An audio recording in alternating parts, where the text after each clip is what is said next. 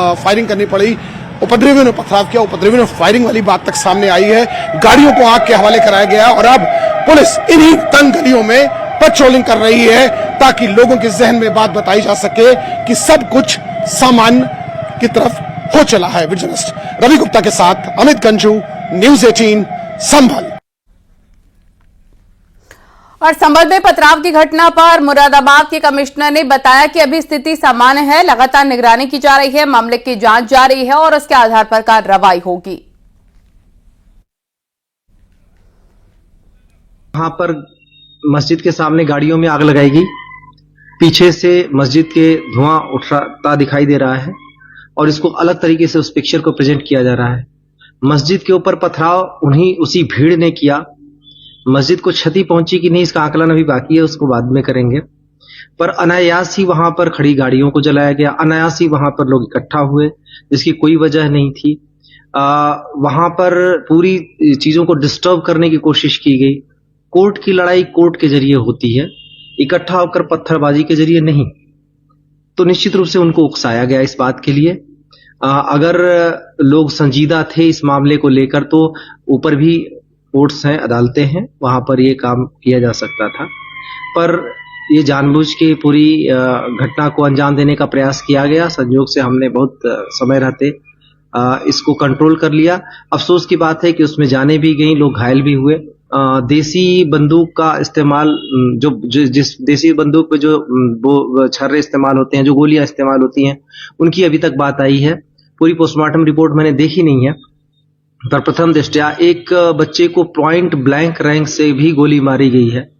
अब point blank range से गोली अगर मारी जाएगी तो वहां तो आप सबको पता है कि वहां पुलिस तो मौजूद नजदीक में तो थी नहीं, दूर दूर पुलिस थी। पूरी वीडियोग्राफी सारी चीजें आई हैं, तो उसमें इस बात की भी तहकीकात की जाएगी, जांच होगी आगे।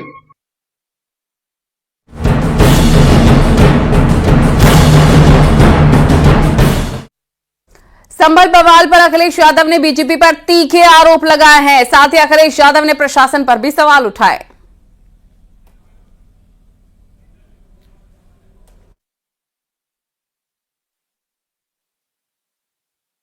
आते हैं आपको अखिलेश यादव ने क्या कहा। हमारे सांसद जियाउर रहमान जब संभल में ही नहीं थे और उसके बावजूद भी उन पर एफआईआर दर्ज करना, ऐसा उदाहरण कभी किसी को मिला होगा देखने को, सुनने को? एक पुलिस ऑफिसर ये कह रहा हो कि नेता बनना छोड़ दो, नेताओं का सहारा लेना छोड़ दो, किसके लिए भाषा थी वो? आप बीजेपी की बात मानोगे तो गड्ढे में गिरोगे, जाके बीजेपी की बात मानोगे तो खाई में गिरोगे। बीजेपी वालों से पूछिए, क्या चुनाव कराया था आपने उत्तर प्रदेश में? कोई ऐसा मुसलमान भाई नहीं था जिसको इन्होंने रोका ना हो लाठी से। वहीं गिरिराज सिंह ने कहा कि ये लोग संभल को बांग्लादेश बनाना चाहते हैं, तो दिनेश शर्मा ने कहा कि कुंदरकी की हार की खींच संभल में निकाली जा रही है। गोधरा में जैसे पहले से प्रायोजित था, उसी ढंग से विपक्ष ने तुष्टीकरण नीतियों के तहत वहां पे सर्वे टीम पे हमला नहीं था, ये भारत के संविधान पर हमला था, भारत के लोकतंत्र पे हमला था। ये भारत को जलाना चाहते थे। इन लोगों ने कहा था कि भारत को बांग्लादेश बनाएंगे, ये संभल को बांग्लादेश बनाना चाहते।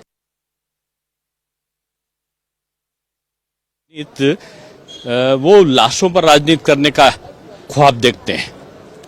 जिनकी मृत्यु हुई दुखद है, नहीं होना चाहिए, लेकिन जनप्रतिनिधि का कर्तव्य है कि किसी चीज को आप उकसाने के बजाय आपको शांतिपूर्वक वातावरण बने, इसके लिए कोशिश करना चाहिए। कुंदरकी में जो अल्पसंख्यक वर्ग ने भारी मात्रा में भाजपा के पक्ष में मतदान किया, उसकी खींच आप संभल में उत्पात मचा के कराएंगे क्या? और संभल इंसापा डिप्टी सीएम ब्रजेश पाठक का बयान सामने आया है। डिप्टी सीएम ने मामले की निष्पक्ष जांच की बात कही और कड़ी कार्रवाई की बात भी कही। वहीं संभल में हुए बवाल पर एसपी सांसद राम गोपाल यादव ने कई लोगों के मारे जाने का दावा किया और प्रशासन को जिम्मेदार ठहराया है। आधार पर वहां पर सर्वे चल रहा था। जो भी घटना हुई है वो दुखद है और पूरी घटना की जांच होगी और निष्पक्ष कार्रवाई होगी। 20 लोग गिरफ्तार किए गए। निष्पक्ष कार्रवाई होगी। वहाँ का जिला प्रशासन पूरी तरह इसके लिए दोषी है। एक बार सर्वे हो चुका था, दोबारा 6 बजे डीएम लेके पहुंच गया वहां पर, और किसी पक्ष को जज ने फैसला दिया, जो आदेश दिया उसमें दूसरे पक्ष को न बुलाया न जानकारी।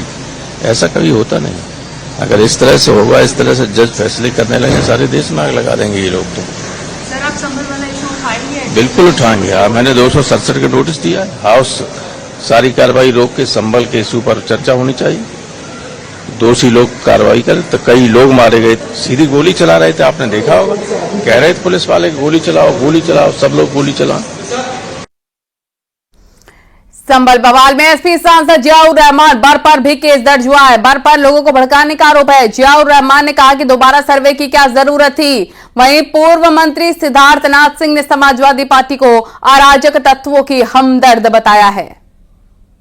मैं पूछना चाह रहा हूँ, कानून के अनुसार अगर काम हो रहा था तो मुझे बताएं कि जब एक सर्वे और विद इन सेम डे जिस दिन ऑर्डर हुआ उसी दिन सर्वे करने के लिए इतनी जल्दी क्या थी?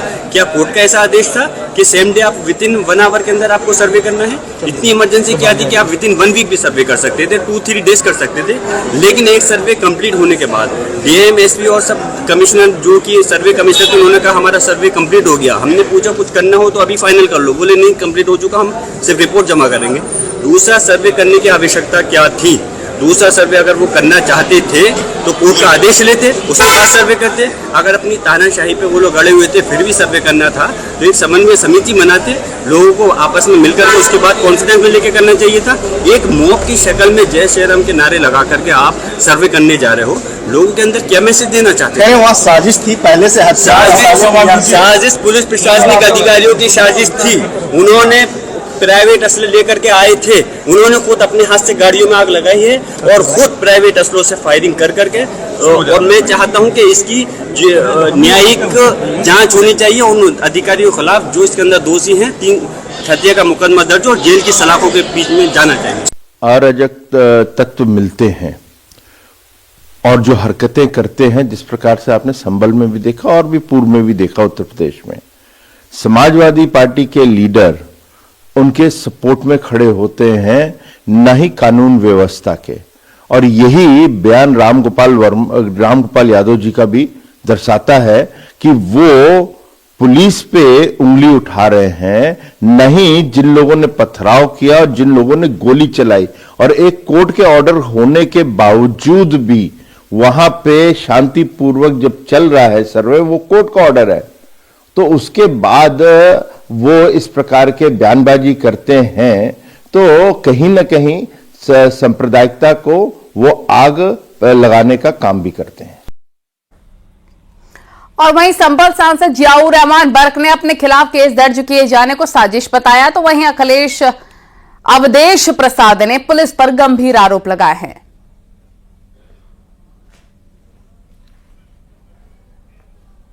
उसके अलावा याचिका दायर की गई और फिर सर्वे दिन का दिन करने के लिए डीएम, एसपी पहुंच गए बगैर कोई समन्वय समिति बनाए बगैर।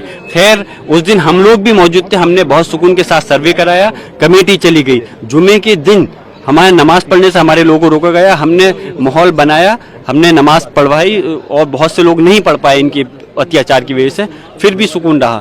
जिस दिन की ये कल की घटना है, मैं संभल तो दूर की बात है प्रदेश के अंदर भी मौजूद नहीं था। मैं बेंगलोर गया हुआ था all India Muslim personal law board की बैठक अटेंड करने के लिए, लेकिन मेरे पर मुकदमा दर्ज कर दिया गया। बिल्कुल सुनियोजित साजिश है, सही कहा, लेकिन ये साजिश जनता की नहीं, पुलिस प्रशासन की साजिश है।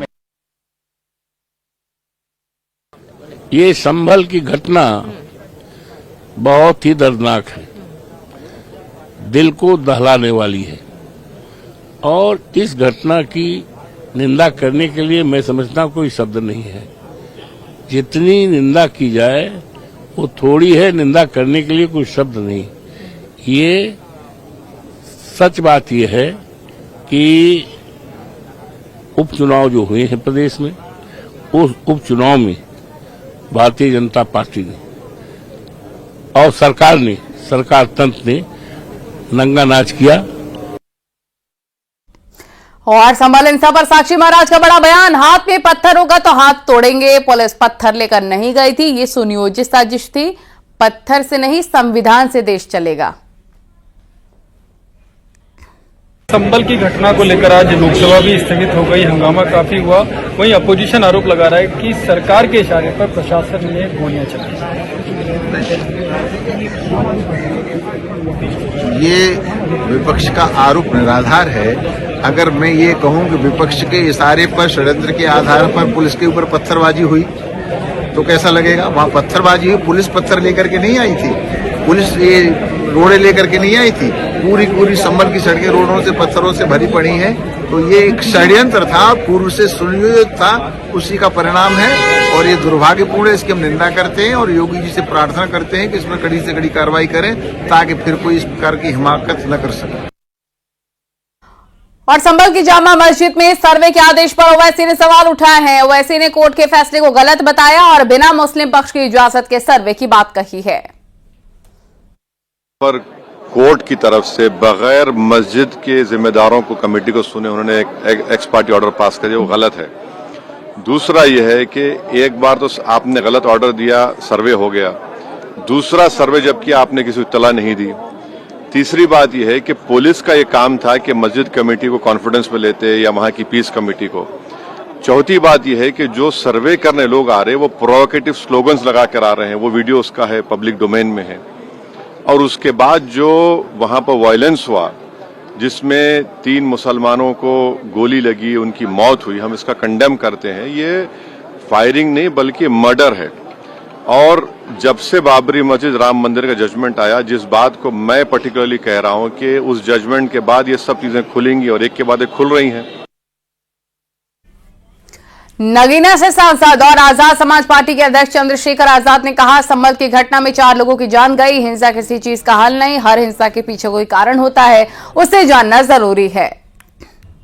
जान के 4 लोग जान अहमियत रखती, कोई सब धन्ना सेठ के बेटे नहीं, सब गरीब लोग हैं और जिनकी जान गई। मैं फिर कहूंगा कि हिंसा किसी चीज का हल नहीं है, मैं हिंसा का समर्थन नहीं करता, लेकिन हर हिंसा के पीछे कोई ना कोई रीजन रहता है, कोई कारण रहता है, उस कारण को जानना भी बहुत जरूरी है।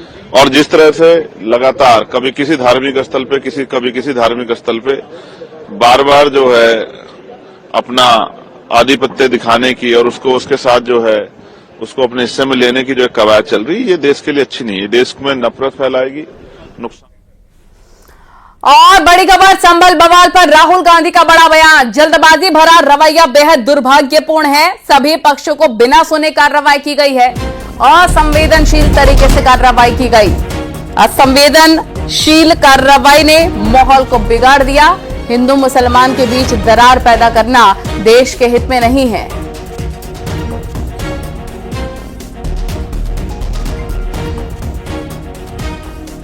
और संभल बवाल पर प्रियंका गांधी ने भी सवाल उठाए, सरकार ने खुद माहौल खराब किया। प्रियंका ने कहा, प्रदेश की जनता शांति बनाए रखे, सुप्रीम कोर्ट मामले का संज्ञान ले।